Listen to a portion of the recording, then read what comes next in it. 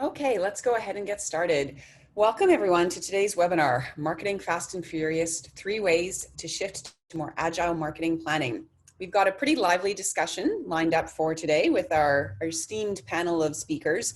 It's going to really be more of a live discussion rather than us presenting formal slides to you, so that you can really hear our sort of firsthand thoughts on this topic. So really looking forward to diving into that shortly. So without further ado, why don't we go ahead and introduce ourselves and say hello to our panel today. So I'll go first. My name is Julia Stead. I'll be your host today. I am the Chief Marketing Officer at Allocadia. I've been at Allocadia for about a year now, and I am based in sunny Santa Barbara, California, although my team and our company is headquartered in Vancouver, Canada. I'm really excited to be here today and to chat with the folks on the panel. Next, I'll pass things off to Marina. Marina Antistenis, why don't you introduce yourself and welcome? Hey, welcome everybody. So in my current role, I lead the overall marketing strategy for Comcast Business for the Mountain West region. So as their marketing director, so I have oversight in 4 markets: Colorado, New Mexico, Utah, and Arizona.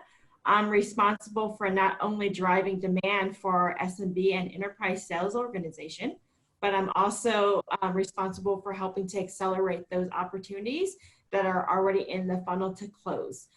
In addition to that, I also support our base management strategy and our base management organization to make sure that we're driving more upsell and cross-sell conversations with our existing customer base.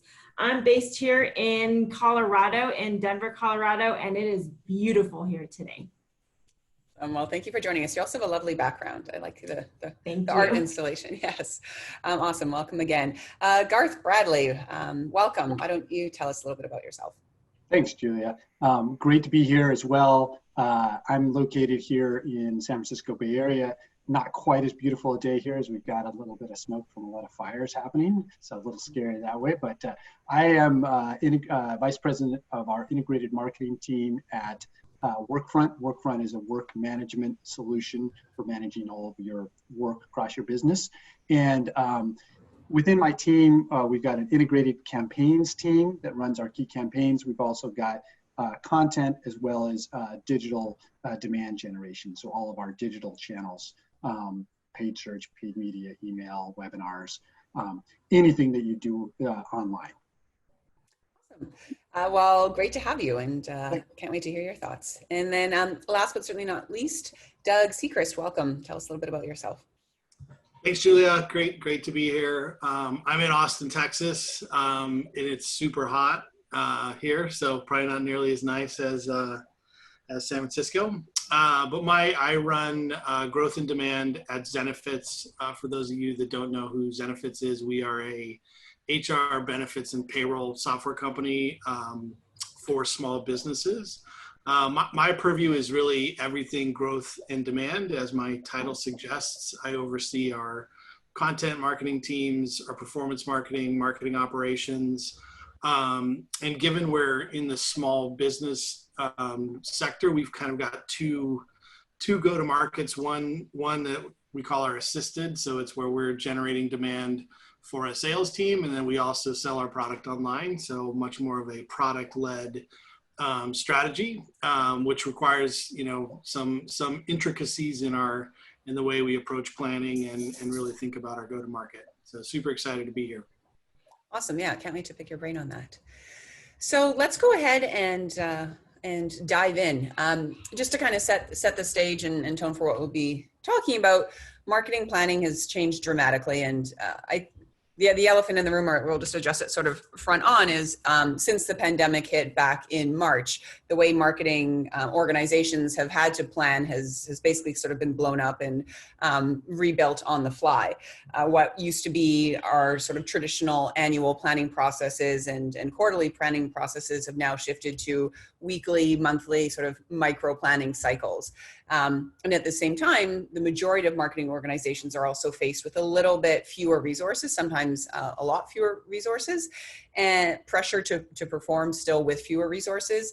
And then also we've all been faced with remote collaboration. And so previously, maybe some of us were remote, but there was still the concept of getting together for annual planning, for quarterly planning, for some of that deep collaboration when it comes to planning, and that's off the table. So a lot of things have changed, and I think maybe there are some interesting, exciting opportunities with it, but also some challenges that have been presented to us all as marketers. So with that, I wanted to pause for a second and just take a poll from the audience here to better understand what have been your biggest challenges in planning this year. And when we say this year, it's basically since the start of the spring, sort of the past 6 months when our world changed dramatically. So if everyone can just take a moment to put in your votes there, and we'll just get a sense of what are sort of the hot one or two hottest topics that we can make sure to cover and dive into a little bit more in our discussion today. So not too much of a surprise, I'm seeing a lot of votes come in around keeping up with constant changes to the plan. I think that goes back to the idea of we used to do things on an annual, quarterly basis, and now things are constantly changing. And then also seeing pretty fair distribution then across the others around scenario planning, knowing where to shift investments, and team resourcing. So I'll give folks another moment or two. If you haven't voted, please go ahead and get your vote in. And then we will wrap that up, and I will share the results here. So there you see, by far the winner was keeping up with constant changes to the plan. So we'll make sure to touch upon that as we dive into our discussion. So first topic that I wanted to launch for the group, we just did our audience poll, there we go, is how are you shifting your approach to planning? So I alluded a little bit to some of the ways that planning has changed, but what specifically has changed in your world and in your approach to planning? Garth, maybe, do you want to kick us off with your thoughts on this one? Sure. I mean, I would just say that in this new normal, our view of planning has shifted significantly.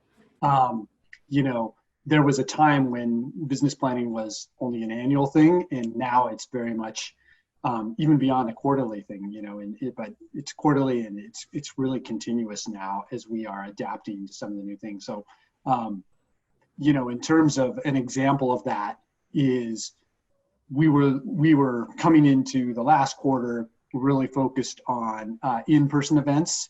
And obviously that we had plans for those that had been part of, maybe 30 to 50% of our lead volume that we were planning against.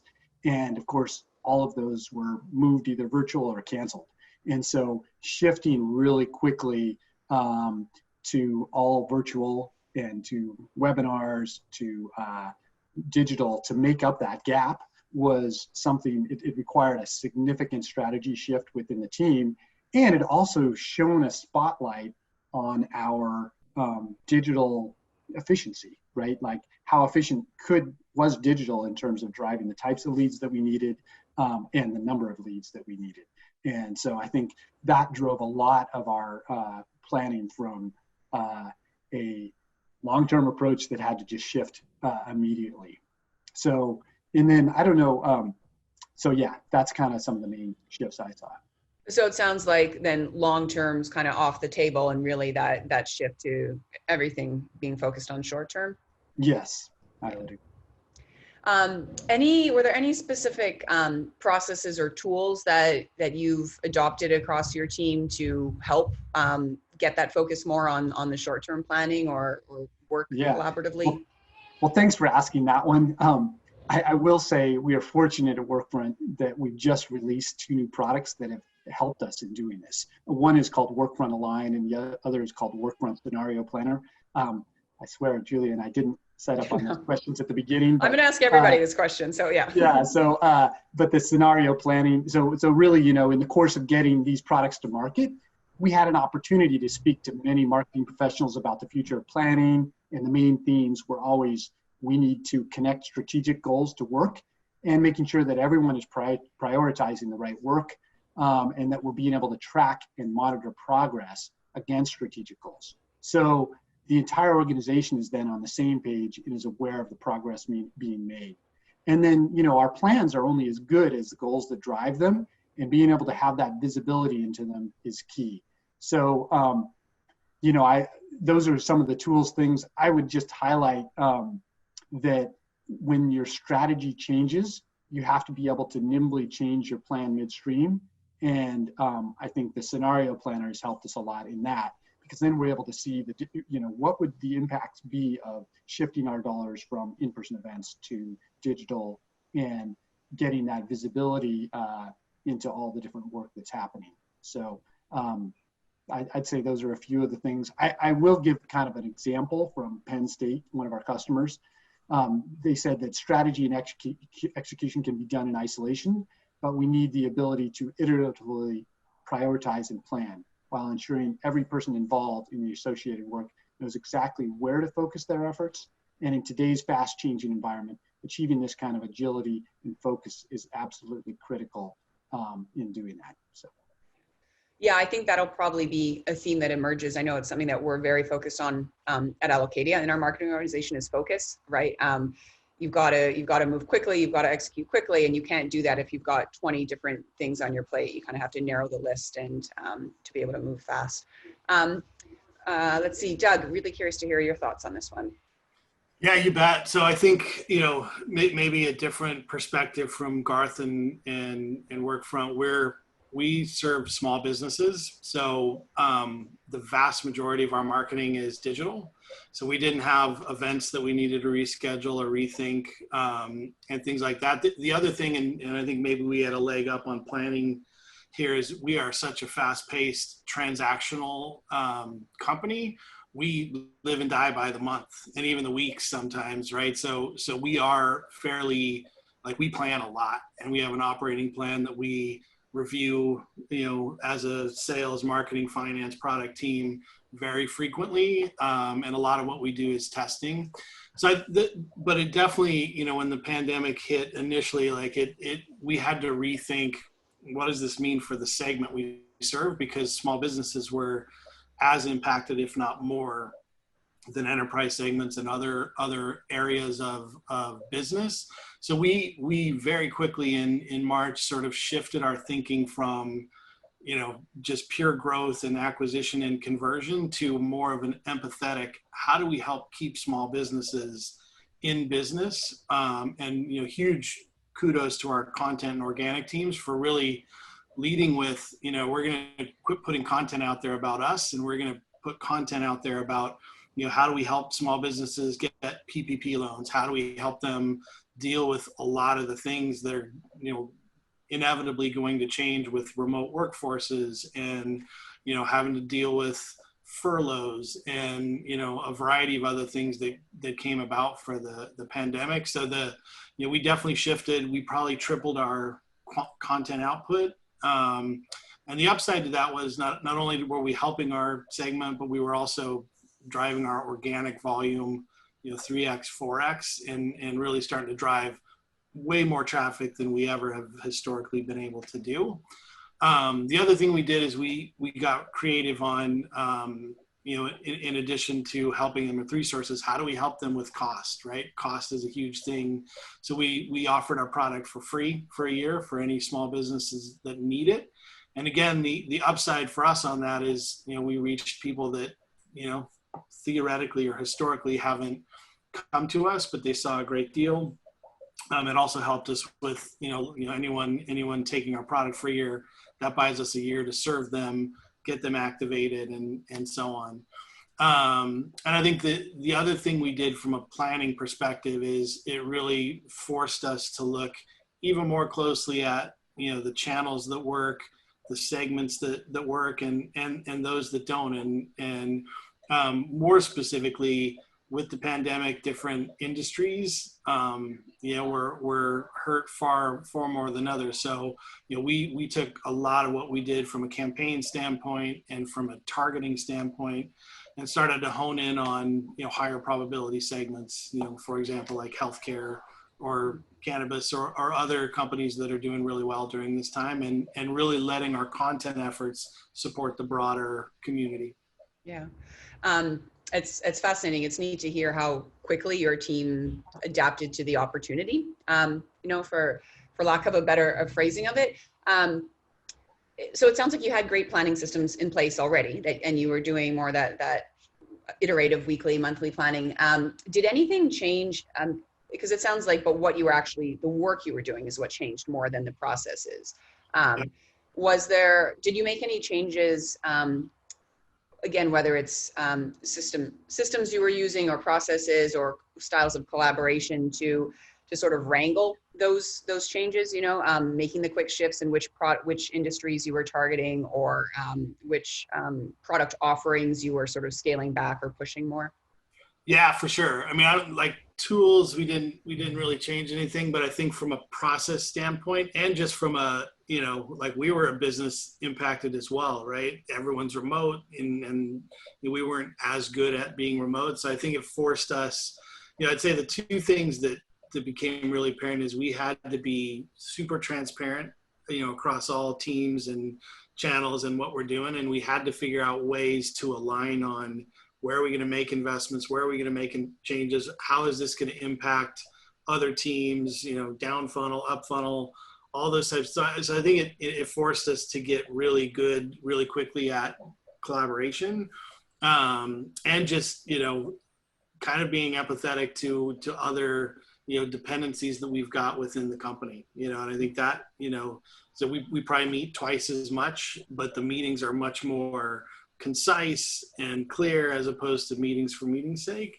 So I think those are some of the things we had to do internally to change the process. Yeah, great.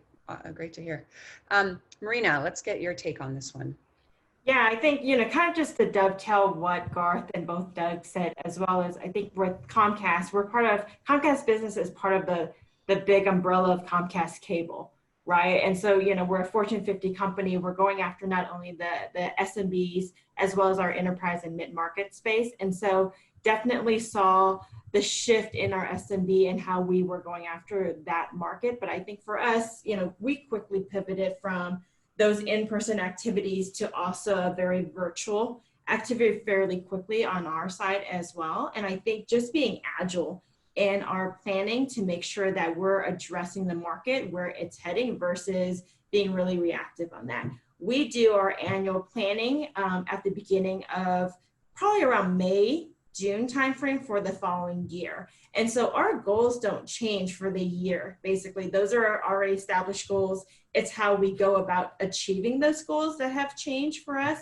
And one of the things that we've done pretty quickly in shifting is just targeting different audiences that we're going after. Traditionally for Comcast Business, we've gone after those IT buyers.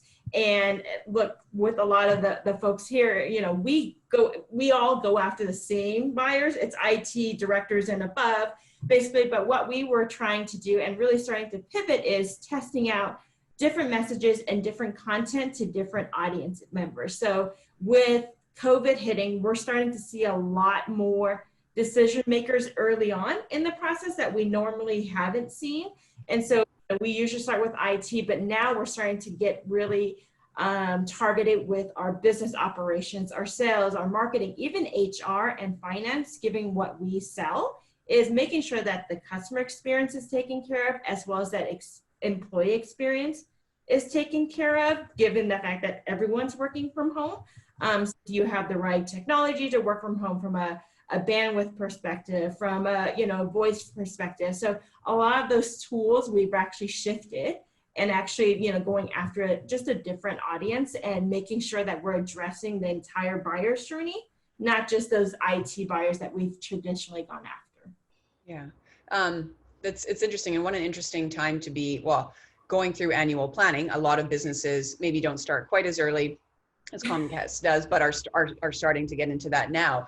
Is there anything that you're learning or that you are doing differently as you're navigating the annual planning process right now, knowing that the economy is rather uncertain, to put it mildly, and not quite sure how the next year is going to play out? Sure. Yeah. Great question. We call at Comcast, we have our budget season. It literally is 3 to 4 months of planning on our end. So we plan from the region to the division as well as our HQ team. So it's quite the lengthy process, as you can imagine. So it definitely starts a lot earlier than most organizations. But with that said, I think what we've learned with COVID, with kind of being able to pivot, is what's working and what's not. where traditionally we've been a very in-person focused type organization. So, we have our in-person events, our conference, our webinars, whatever it is. However, now we're starting to see some markets that I'm responsible for, they react differently. Where, in Colorado, we have noticed that our prospects and even our existing customer base prefers that virtual experience versus we have some markets in the Utah, New Mexico area where they prefer those in-person interactions. So those are some of the learnings that we've taken away over the last couple of months that we plan to apply as we go into 2021, where we're going to make sure that the Colorado activities are going to be a little bit more virtual and then make it available to also the other markets. But then the in-person ones in Utah and New Mexico, how do we also create that hybrid experience potentially where we'll do something in person in Utah, but be able to live stream it, quote unquote, to our other markets so that everyone gets access to that same content and same thought leadership. And so I think that's kind of the things that we're starting to learn and shift based on our audience preference and our market preference. Yeah, that's neat, right? Isn't it? I find it fascinating the things that we're learning by having to navigate this pandemic, the sort of different ways of looking at our audiences or our go-to-market strategies that just hadn't bubbled up before. I'll chime in with my sort of quick take on this one as well. One thing that we're definitely doing differently at Allocadia is when it comes to our budgeting, have gotten much looser about what we're committing to. Whereas previously, so we have an annual budget and then it's broken down by quarters. Whereas previously at the beginning of the quarter, our budget was pretty much locked in for the next 3 to 6 months even, and we felt totally comfortable and confident in that.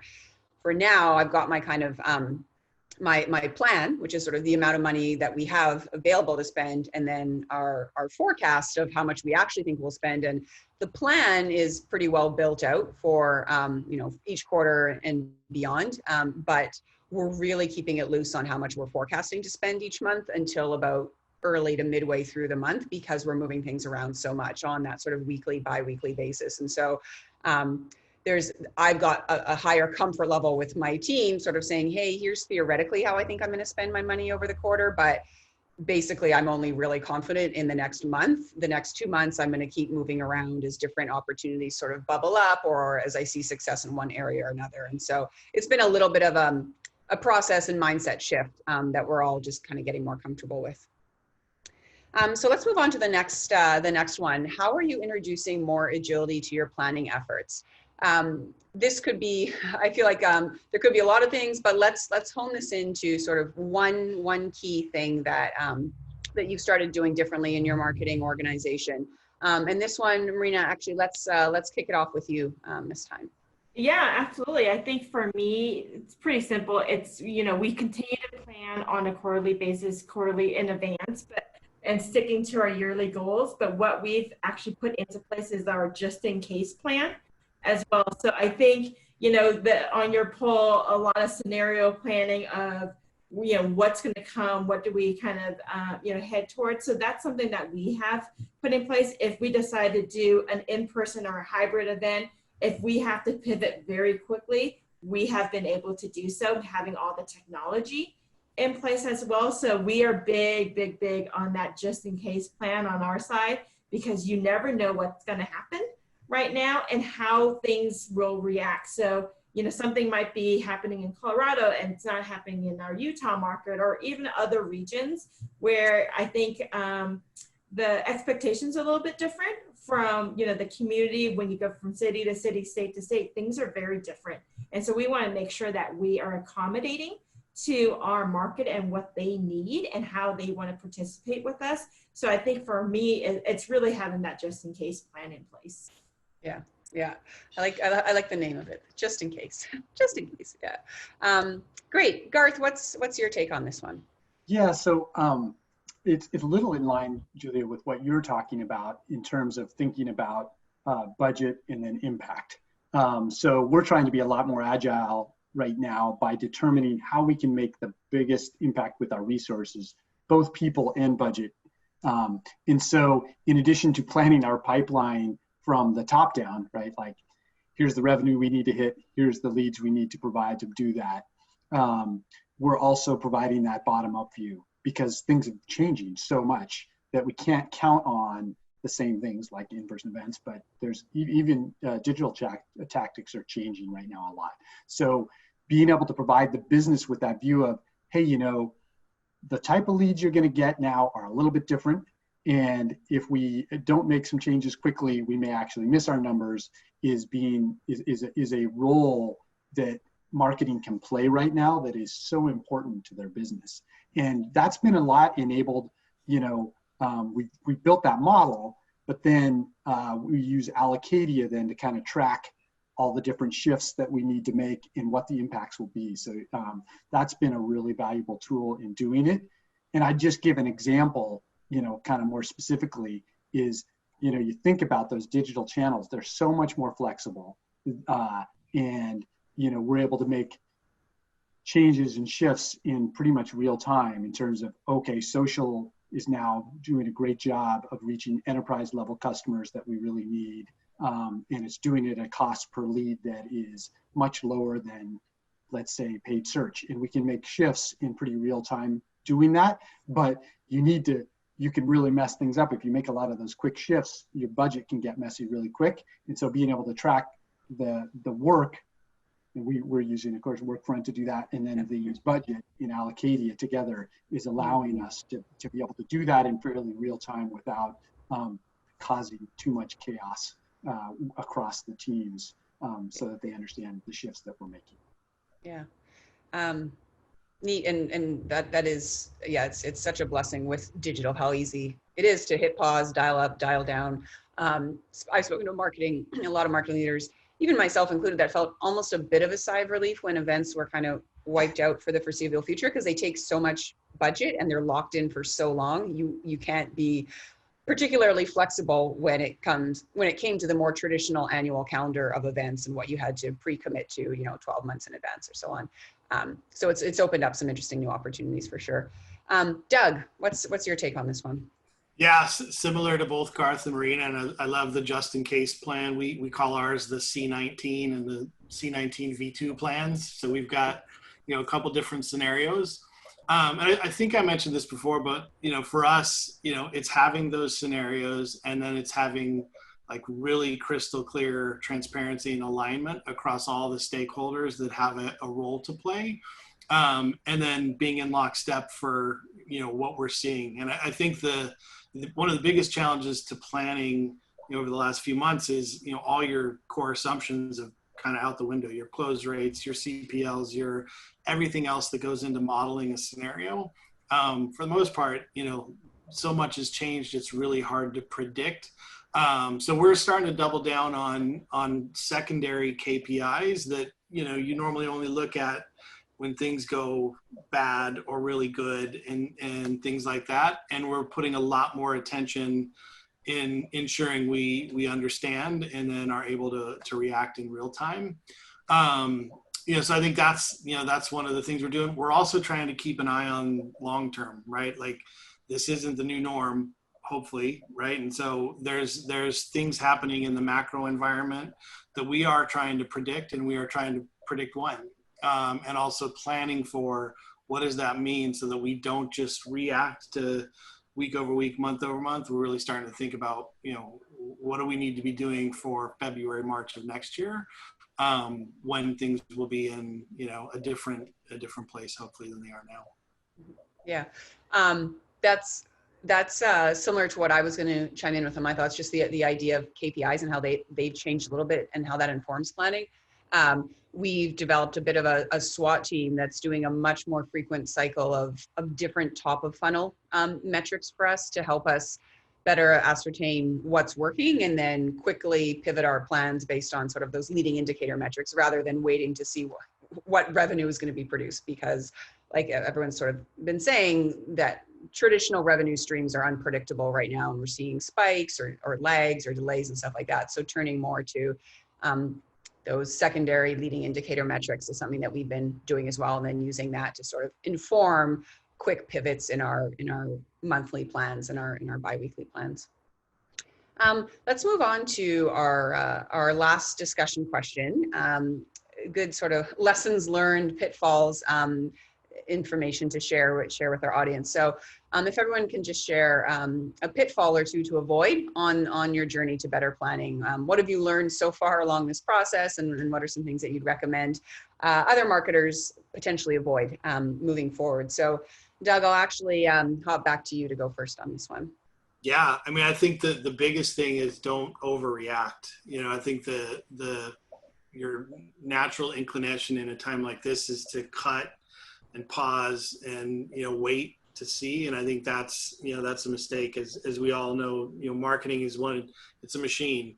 And when you turn it off, when you slow it down, oftentimes it's hard to get it back to where it was before.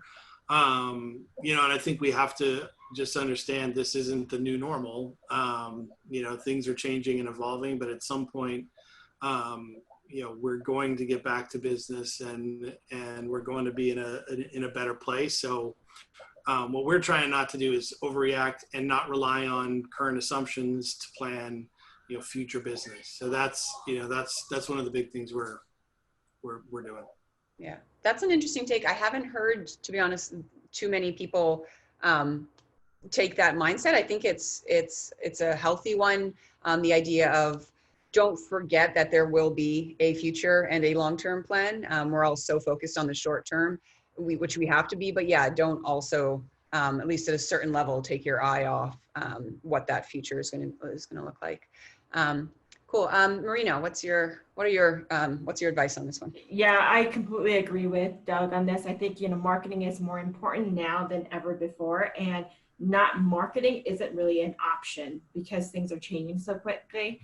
I think, you know, it's making sure that you have a plan in place to be ready when the market is ready to bounce back, and then versus that catch-up plan, right? So, and then I think I would add to that too is have a good sales enablement strategy where our sales organization, you know, they've shifted how they're selling as well, where, you know, we've been a very in-person type of organization, even on the sales side of the house, where we're meeting with clients at the top of the funnel, middle, as well as bottom of the funnel. So that is kind of something that we have been, you know, traditionally good at, but then now everyone's at home and everyone's using video, the video fatigue, things like that. But having a good sales enablement plan in place is critical to make sure that your sales team continues to generate the sales that they need, and then marketing is helping to facilitate those conversations at the top, middle, and bottom of the funnel. Yeah, that's a great one. I've got some thoughts on that.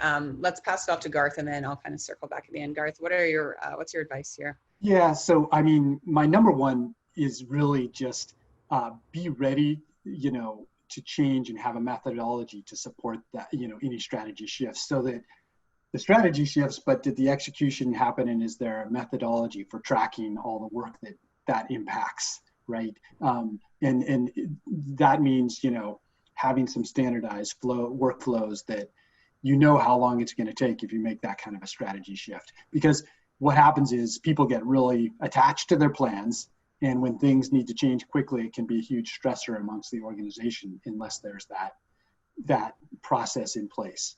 The only other thing I'd just say is I like what Marina and Doug are saying about thinking to the future.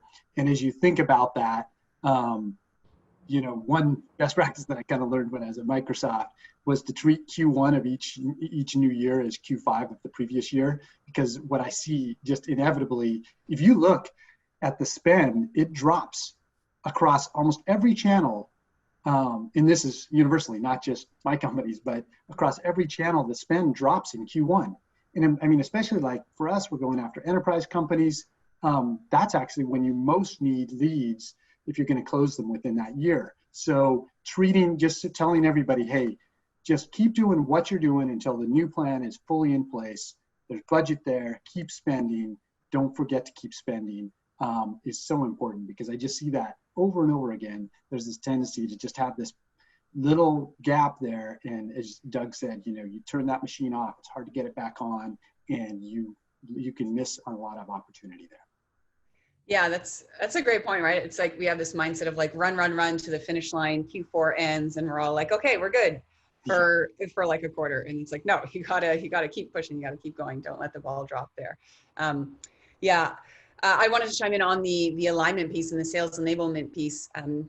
One thing that we learned pretty early on is how important it is to maintain that and build it in a new way, both with the remote working and the idea that marketing plans are different. Whereas before, sales and marketing had good alignment, but we were both used to the same sort of cadence of marketing campaigns and how the two teams would interact with each other. We early on fell into a little bit of a trap of marketing, figure out like, okay, what's our new plan? These channels have changed. Okay, we're gonna go like into our marketing cave and build our new plan, and then here it is, you know. And sales was doing everything they needed to do as well to adapt to virtual only selling. And we realized, oh, we've gone off and planned separately. We didn't used to do this.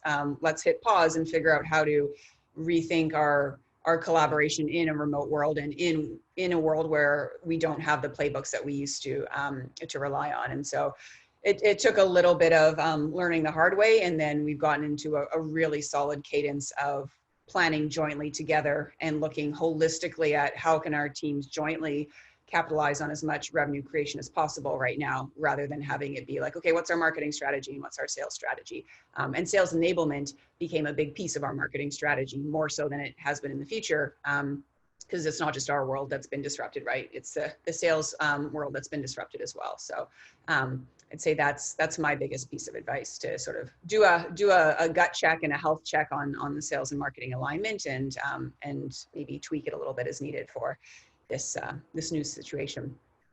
So we're wrapping things up. We're just about at the end of our time for today. We've had a couple of questions come in, so I'm gonna sort of save time here for one or two of those, and then if other questions follow afterwards, please send them to us by email, and we'll make sure to follow up.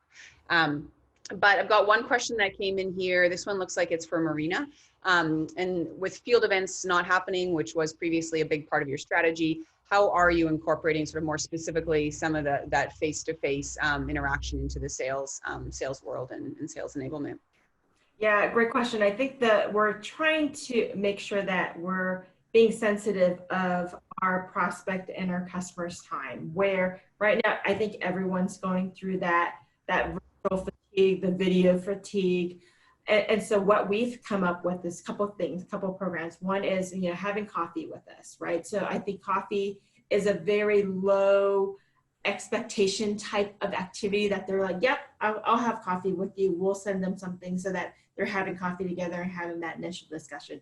Same thing for lunch, where, typically in the past when we're going out and having those in-person meetings, we are actually, at a lunch meeting, we're having that discussion. Now lunch is on us. So we'll have the lunch deliver, and then they're having lunch together. So again, low pressure type of conversation that they're having. So we're using those type of methods to make sure that we're engaging with our customers and the way that they want, but it's not just me spewing on, Zoom with you for an hour and telling you exactly what, Comcast Business can bring to the table and what's our value proposition. So I think that's one. Two is what I said about the sales enablement is we've put together a ton of toolkits basically and sales enablement kits for all of our programs so that sales doesn't have to go there and actually recreate some of the messaging, recreate some of those invitations on InMail as well as Outlook, phone scripts, things like that. So we've created all that for them so that it's really a copy and paste and personalize where they need to get those out to their prospects and their customer base. So those are the things that we're trying to help our sales organization with to make sure that they're having those really engaged dialogues with their audience. Those are some great tips. We're all so hungry for that human engagement. That's not just trying to sell me a product or force my story on you, but yeah, have it be more relaxed and formal. Some great tips in there. This one probably well suited for Doug. You were talking a lot about your different channel mix and then how you're pursuing new industries or segments based on what's happening in the markets. How do you think about managing your budgets towards this sort of shifting channel mix and different personas? Are there different tactics you're doing, or how do you sort of evaluate where to place the most investment, I guess?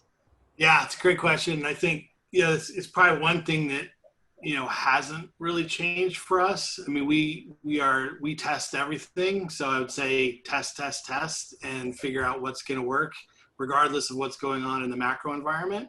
I think what we've seen, we have an annual operating plan with some preconceived assumptions around, how much of our volume is going to come from organic and paid and affiliates and a variety of other channels. And we're constantly trying to predict and test if that's going to play out. And if not, what do we need to do to manage to our budgets? I'd say the biggest tests for us in this time have been, a little different in that, most of those channels are digital. So not a ton has changed there, but where we apply those channels has been quite different, right? And so learning, obviously, restaurants and hospitality are segments that are, hard hit by a pandemic. Let's not send them emails and target them on Facebook with promotional offerings and things like that. Similar, even early in the pandemic, we saw, there was a lot of difference by state. Some states were opening up sooner, different laws and so on. So we started to do a little bit of geo-targeting to figure out, hey, what's our probability across each of these different segments.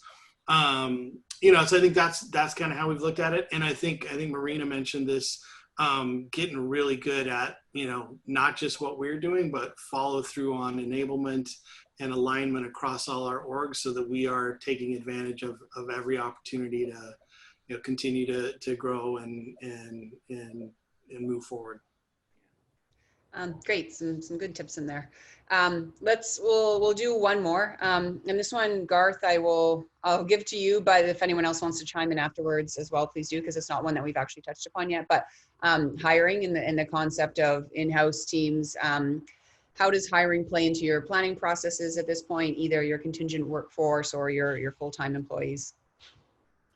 Yeah, that's a good one, and probably our Zenefits friend here has some insights into that based on what they've seen in the market.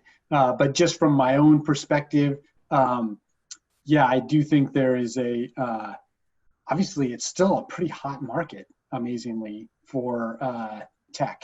And so, it's not actually that easy to recruit, which surprised me. And luckily, some people are still willing to make moves, despite, not being able to onboard in person and that kind of thing. So I think those are some of the biggest challenges I see is how do you keep people excited in a time when they can't come into the office? And that was a cool thing for, especially in a startup world, of like being together. And then also, how do you make sure that you're leveraging the capabilities that might exist in some of your vendor resources? So, yeah. Doug, if you wanted to add anything there, you guys probably have done some research on this too.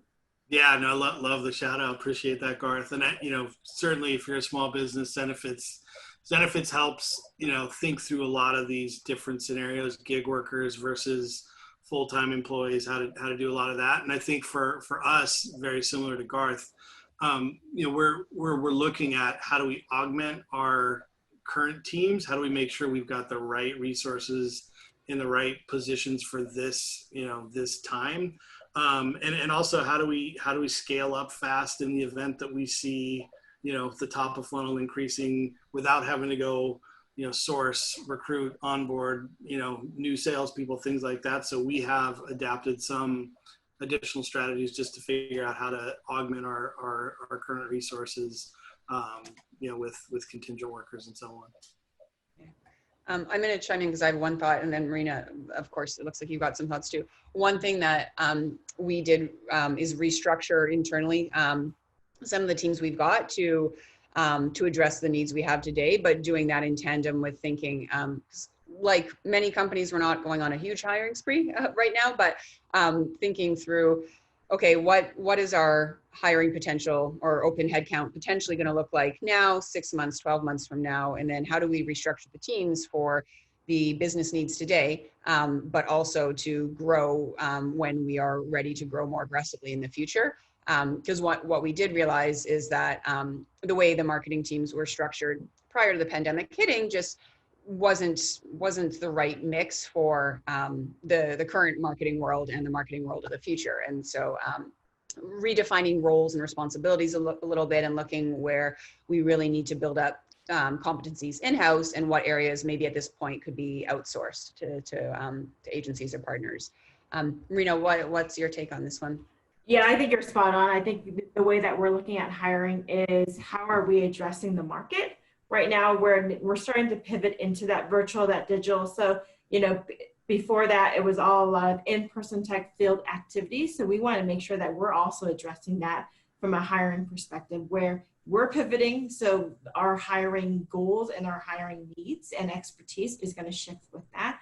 And for us too is, we're not going out on a hiring spree either, but we want to make sure that we're taking care of the employees that we already have within Comcast, and then we're shifting some of the roles and responsibilities within Comcast. There's a lot of lateral movement within Comcast that you're from one division to another division or, different business units basically. So taking care of our internal staff first to make sure that are we hiring from within and then going outside. So I think that's kind of the shift that we've made pretty significantly on our side, but then really hiring to our gap where, there's certain things that I'm great at and I know that I'm good at, but there's certain things that I'm just not, right? And so that's where you need to be very self-aware of who you need to hire and what you need to hire for to make sure that you're successful, not only now based on all the different changes, but into what your 2021 plan needs to look like.